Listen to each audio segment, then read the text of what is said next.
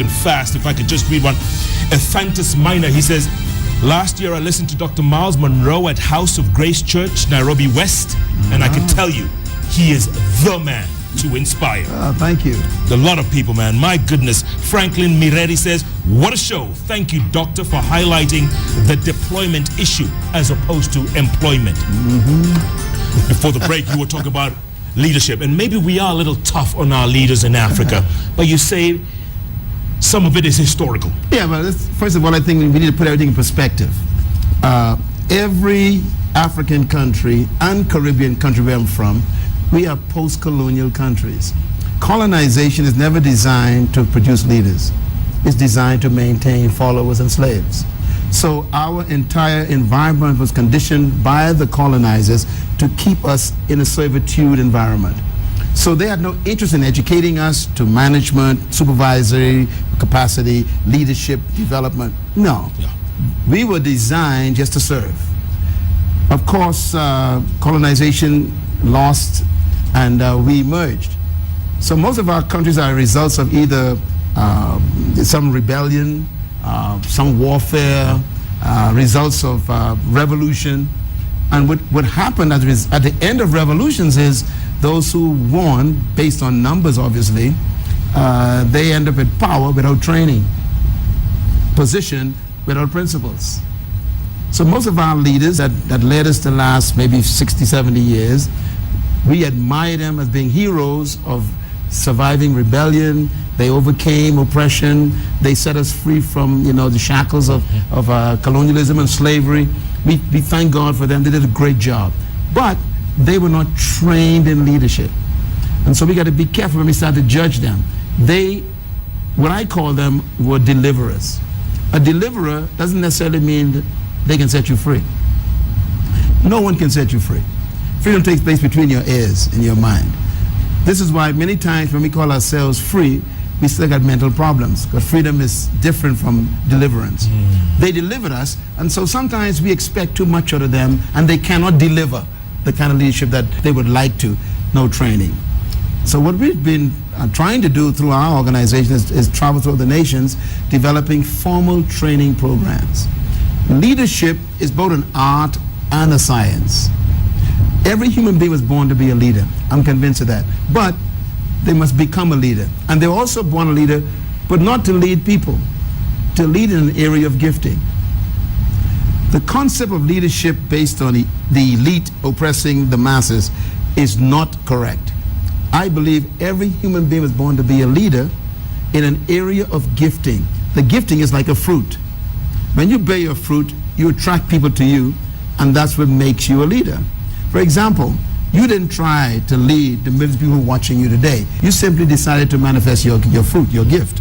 Your gift attracts people to this show, and therefore they think you are a leading voice in media. Right. So they make you a leader. It's like a fruit tree and a seed. Every human being is like a seed. Inside that seed, you think is a tree. No, there's more in that tree. Inside that seed, there's a tree that have fruit. And the fruit got seeds that have trees that have fruit that have seeds with trees that have fruit with seeds with trees. So in my hand, if I hold a mango seed, I actually have a forest in my hand. In this seed is a forest of mango trees. That's a fact. It's a truth. It's scientifically true. However, if I took this seed and put it on a tiled floor, leave it there for 50 years, what happens to it? Nothing. Nothing. Question, is the tree still in the seed? Yes. What's the problem? Wrong environment. So every human being was born to be a great leader, trapped on the inside of a follower. That's why true leaders don't create followers, they produce leaders. They help people find their gift, their talents. They help them release their fruit. Also, unique about a tree, once a tree brings forth its fruit, the tree never brings the fruit to you. It attracts you to the fruit. So when you discover your gift and you begin to manifest your gift, you attract followers. True leaders never seek followers. They attract them. Nelson Mandela never asked anyone to follow him. Martin Luther King never asked anyone to follow him. They simply discovered a passion, a gift, a vision, a dream, and decided to personally pursue it. That attracted people to them. Doc, say that again. True leaders never ask? True leaders never seek followers. They attract followers to their vision, their passion, and their fruit. Okay, you're in Kenya now, and you just come from Tanzania, but I'll get to that. But Kenya now, looking at the environment, what do you see? I think the first thing we need to appreciate is that our educational system is based on a curriculum that needs to be adjusted. Most of our curriculums in schools in the developing countries are based on preparing a person to get a job. I would like to see us adjust it to prepare them to get a business. Now, it may sound simple, but it's two different mentalities. We actually prepare people to be employed, not to be deployed. So the environment does not stimulate the seed to germinate, to become a tree. We basically train people to remain seeds, but to remain good seeds, who never become a forest. I was born in that same educational system. I had to re-educate myself. I had to realize that the Creator hid your future where He knew you couldn't miss it. I want to say to everyone watching this program, you maybe you're in a poor village with a television, looking at this program. Maybe you are frustrated, don't have a job. Listen to me carefully. The Creator designed everything in a unique way where its future is trapped on the inside. For example, in every seed there's a tree. In every bird born to fly, there's flight. Birds never attend flight school. The flight is built in. Every fish was designed to swim. Fish never attend swimming schools. They swim in schools, but they don't attend swimming schools. The swim is built on the inside. In every human being, there is a future trapped. So your future is not ahead of you. It's trapped within you. We keep looking for our destiny, when in fact our destiny is screaming at us saying, let me out. So your greatness is not ahead of you, it's trapped within you. What you need to do, just like the seed, is to put yourself in the right environment. This show to me is like fertilizer to somebody's seed tonight. Absolutely. It's like pouring water on someone's dream that was dead. I'm here to germinate your greatness so you can burst forth and to become the tree of life you're supposed to be, and then feed your fruit to the world. And by the way, your fruit was never given to you for you to eat. No tree eats its own fruit. Everything you were born to do is for someone else. Look at your gift, Jeff. Imagine you sitting in your house 24 hours a day doing this to yourself. Talking to yourself, this is crazy. I've tried that. Actually. Your gift is for us. Whatever you were born to do is for all of us. So you can always tell when you have your vision that is correct. People ask me, how do you know what a true vision is? My answer, a true vision never benefits the visionary. It benefits others. Your joy is when other people are positively impacted by what you give them. Yeah. So a tree gives its fruit away because that's the purpose of its existence. What you were born to do is to feed others. Once you feed them, they in turn bring back and give you fertilizer. That's called prosperity. No job would ever give you prosperity. Only your work would give you prosperity. You don't prosper from your work, from your job. You prosper from your fruit. Most people who become successful had to leave their jobs. Case in point, flight attendant. Okay, so I was a government administrator. Yeah. Making $12,000 US a year. Now I make that in one hour. I could have still been there. Absolutely. But I had to step out and believe that what I had was on the inside of me. And I want everyone to know this. Whatever you were born to do already exists, but it's trapped on the inside. And you've got to perhaps create your own environment for it. That's what I did when I read those 4 books in the Bible. I created my own environment. I had to change my friends. Sometimes the folks who are with you are pollution instead of fertilizers. For you to become great, you got to change the company you keep. If you're poor and I'm poor, we're bad friends. Somebody got to have something. Yeah. So you always want to be around people who would force you to believe in your dream. They pull on your dream. They encourage you to believe that it's possible. And you want to be around people who stimulate your vision, who stimulate your ideas. If you are the smartest person in the group you are with, it's time to leave the group. And seek others. Don't be around people who you are smarter than, because they ask you questions but you never learn from them. Be around people who cause you to think bigger, dream bigger, believe bigger, act bigger. Be around people who draw on your dream, because you want people to pull out of you who you really are. When you look at the leadership in this country, and it's a young leadership that's Yes. been in office maybe a year and a half and change, what do you think? What do you see? I did a little research on the leadership of your country so far. First of all, I want to say congratulations to the president of your country. I read 2 weeks ago in the Economist magazine where he stepped down from the presidency to go to the trial and came back. You know, I want to tell him that's a great act of integrity. I think I want to recommend him to many leaders to follow his example. Great decision he made. But let me just say this, what I love about leadership. The people in leadership in your country today, I understand that most of them, especially the president himself, came into the government financially stable. I think that's important because nothing is worse than allowing a poor person to enter a place of power because they use the power to empower themselves. True leaders do not use power to empower themselves. They use power to serve others. And so I appreciate this government's mentality because they are trying to stamp out corruption. They're trying to destroy the spirit of selfishness. They want to see the service to the people as the priority. Keep in mind, leadership is not measured by how many people serve you. It's measured by how many people you serve. Service is the greatest act of leadership. Serving the people is why you exist.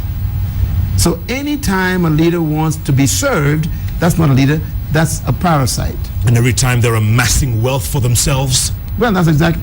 Corruption is a result of a poverty mentality. You know, I read a statement by the great King Solomon. Solomon says, "Woe to the land when a slave becomes king." I'm going to quote it again. Woe to the land, that means the country, when a slave becomes the king. What he's saying is the country will be destroyed if the person who's in power thinks like a slave. A slave is someone who is being stripped of everything. This spirit of scarcity and lack is in their minds. So they want everything for themselves immediately. And that's why poverty remains in many countries because the person in charge is a slave mentally. And they want to accumulate to themselves and forget about the people. I believe the future of Africa is going to be in the hearts of people, young people, and also older people who begin to appreciate the fact that greatness in leadership is empowering other people, not pursuing power, and serving other people, not being served. And so corruption to me is like a cancer that comes from a low self-esteem, poor self-concept, low self-worth, a fear of scarcity, and it's probably the highest manifestation of insecurity. Absolutely. That and something we call negative ethnicity, tribalism. Well, tribalism. Well, you know, tribalism to me is, again, it's a sign of low self-esteem. It doesn't matter what tribe I'm from. It's what I believe about myself that matters. Tell the people out there. Tell the people. This is exactly what happened to me. I was told by white people that I was a second-class citizen until I realized I shouldn't say that to myself. Your opinion doesn't affect my value. What you think about me doesn't change when I think about myself. I had to craft my own definition of myself. Define yourself. Don't even let your tribe define you. You were born as a human, not as a tribe first. Get back to your humanity. No matter where you're from, what color of skin you have, no matter what they label you, be careful. Labels can destroy who you are. Absolutely. I am first human, then everything else. And we say, you know, we try to say we are Kenyan first, everything else second. Yeah. But it's difficult. I think it's even go deeper than that. Don't say Kenyan first anymore. Say I'm human first, then Kenyan. There you go. You know, God created man, humans. There was no race involved. Only one race, human race. And I think this is probably where we get into problems, when we start to label the races. I am a human, so I don't fight for human rights. I was born with them. Mr. Robinson had no right to tell me I was a half-breed monkey. I had to realize, no, I was made in God's image and in God's likeness. His opinion should not change who I am. So discovering yourself is more important than anything else in the world. And the only way to know who you are is to identify who your manufacturer is. And your manufacturer, of course, is the source, God himself. So you can never know yourself without God. God comes into your life not to take you to heaven, but to give you an introduction of yourself, to you, to help you understand who you are. Is heaven on earth, Doc? Heaven to me is there are two types of heaven. There's a place called heaven that is literally invisible. I believe that's real. But there's also the heaven where you connect to that and discover yourself. Yeah. I live in heaven every day. I walk in heaven every day. Heaven is a culture that you discover when you have a relationship with the source. Is that the same with hell? I live. Hell is when you are not living in that relationship with God. Not just a place you go, it's a place that it's a disposition as well. You know, sleeping on the floor with roaches to me is hell. You know, that didn't make no sense to me. Okay? So, but to get out of that, I had to change my relationships, my knowledge base, my relationships also with God and with people, and to discover myself. So self-discovery to me is the greatest discovery in the world. And most people are so busy trying to imitate other people, they never become themselves. There are 5 questions every human must answer. 5 questions. These 5 questions control the whole world right now. Can you hold that thought? You got these 5 questions. Hold that thought. We're going to tackle those 5 questions after the break. That means it can't go away. Stay tuned. There you go. You're taking over the show. You're taking over. Before we go, you're going to be speaking at a couple of engagements, and I can listen to you all day long, man. My goodness. Tomorrow morning, there's a breakfast, executive leaders breakfast. It's already pretty full, by the way. Yeah, it's already pretty full.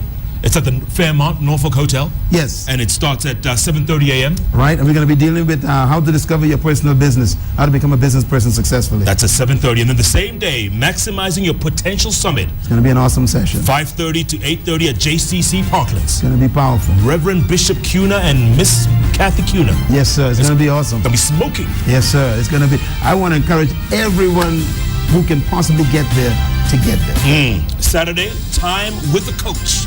Yes, sir. We're going to be getting into my brain. That's going to be at the Westin, opposite Wilson Airport. That's at 7:30 a.m. till 11 on Saturday. And then Saturday afternoon, Daughters of Zion. Yes, I'll be dealing with women in leadership. Again at JCC. Yes. My goodness. It's going to be awesome. You have a busy weekend, Doc. I got a busy weekend, but I want to thank Brother Julian and his team. They're the ones who organize everything, and I'm looking forward to meeting with all of our people. I also plan to meet with the president. Hopefully, we can get that meeting done. You know, he may be watching you right now. Well, I appreciate, again, Mr. President, congratulations again for your integrity. I really appreciate the kind of spirit he has. To me, this is the kind of leadership we need in Africa. Yeah. Yes, and plus I really appreciate the fact that he has a vision for the country, which I'd like to talk to him about, because vision is the key to successful leadership. It really is. My man. Yeah, where there's no vision, the people perish. But it never says where there's no leader. Where there's no vision, people perish. So vision is more important than leadership. My goodness. Who is this man? What a man. Incredible, man. I can listen to you all day. It's possible for a man to be in charge and not have any vision. Absolutely. Therefore, the destiny will be a ditch. Destiny will be a ditch. I still remember POD, prioritize, organize, discipline. I think I'm ready to go home now. Oh! The student has learned the lesson. Yes, sir. Jeff Koinange Live will take a break. Keep tweeting at Myles Munroe, at Koinange Jeff. The hashtag is JKL. I tell you, you simply cannot make this stuff up, and you cannot find these kinds of guests anywhere else but right here on JKL. And JKL takes a break. We'll be back very, very shortly. Back in a moment.